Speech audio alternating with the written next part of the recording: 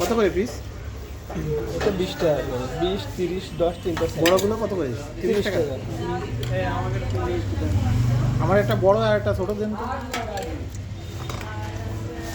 এটা আছে বড় সাইজ। এটা 20 টাকা, 30 টাকা।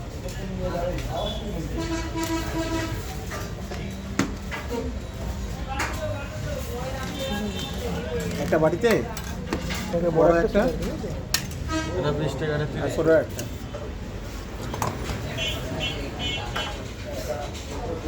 দোকানের বয়স কত বছর?